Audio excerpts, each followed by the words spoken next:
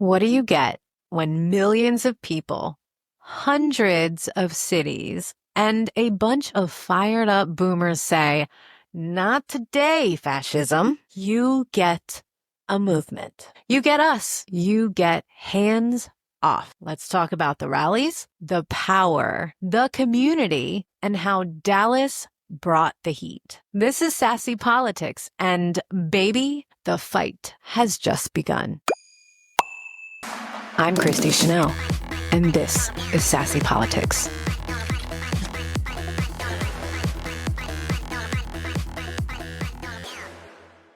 This wasn't just a march. It was a movement. Over 1,300 events, all 50 states. More than 500,000 people were expected, but the turnout easily in the millions. I'm hearing 5 million. Rough estimate, but that's what I'm hearing. New York City and DC each saw 100,000 each. Raleigh, North Carolina expected 2,000 and got 45,000.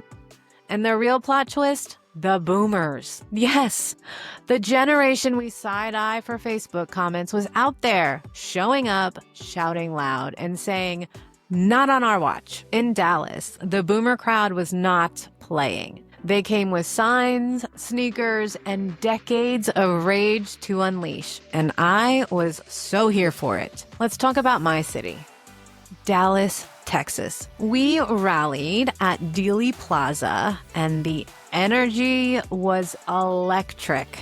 Hundreds gathered, not just bodies, but hearts and souls and purpose. Dallas showed up. I saw strangers becoming family, water being passed out, tears being shared, and folks holding signs like armor. It wasn't just a protest, it was a presence. So let's talk about my Dallas rally. It was my first one. I was nervous. I was nervous. I've never been part of a march, ever. I've wanted to. But I always had it in my head that it would be violent and I would need bail money. And probably those things are very, very true these days. But I didn't need either one, knock on wood. I was reading the emails and it was showing you how to de-escalate violence or hecklers, haters, whatever you want to call them. And, bring water. We have signs if you don't have a sign and all those things that I was like, okay, yeah, let's do this. So we took a DART train over there. I met my friend Lisa, and she had a couple of friends coming as well because I didn't really have anybody here that would go to a protest with me. So we met at the train station, and as we're standing there waiting for the train, a lady walks up, and all I saw was Fox on the outside of her shirt, and I'm like, oh shit, Fox News lover.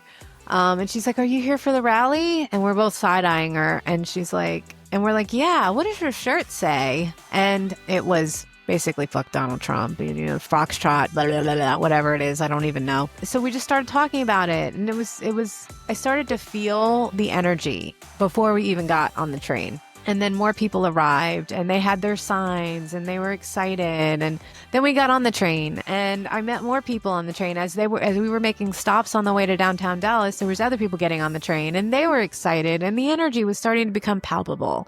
You could just feel it. It was electric. And then we get there and we walk downtown and we're kind of early. It starts at 3. So we get there probably like 2:30 and you can see crowds are starting to gather.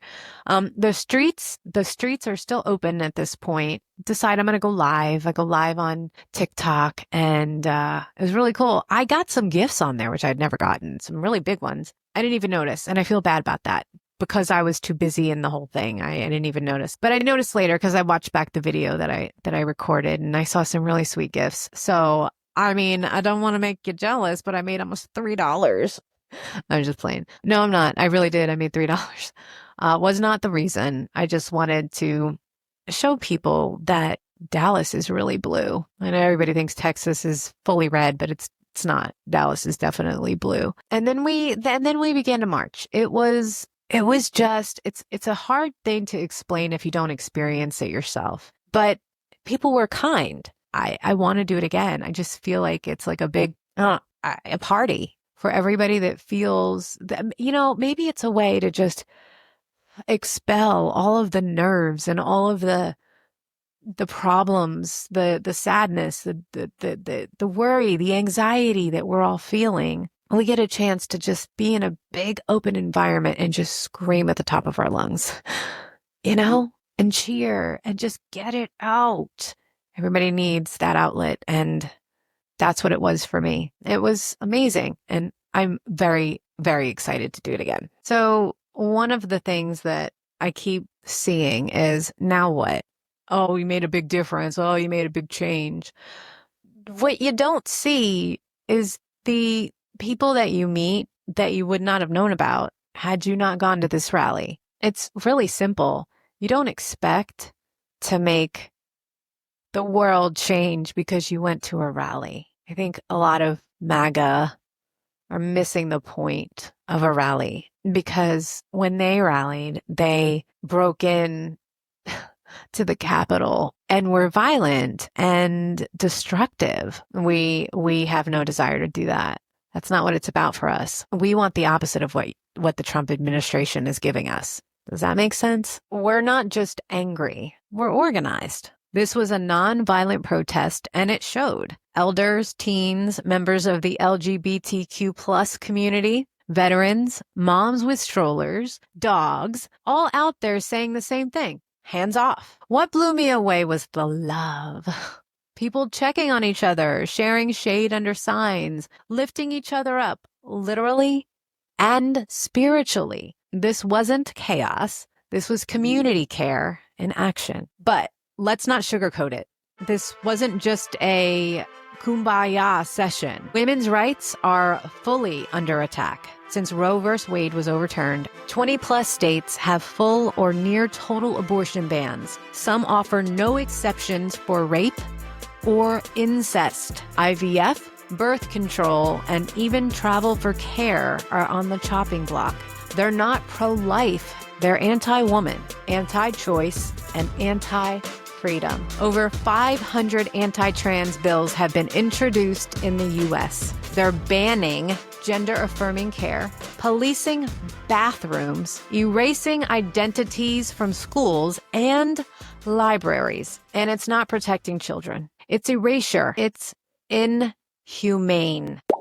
Every single protester was a speaker. Every voice, every chant, every clap back, power. And this wasn't just US-based. Protests popped off in London, Berlin, Paris, Toronto, Nairobi, and Mexico City. Because injustice anywhere is a threat everywhere. This was a beautiful uprising, but it's not the end. The love is real, the fire is lit, and the fight, it's just begun. I'm Christy Chanelle, and this is Sassy Politics. Love you, miss you, bye.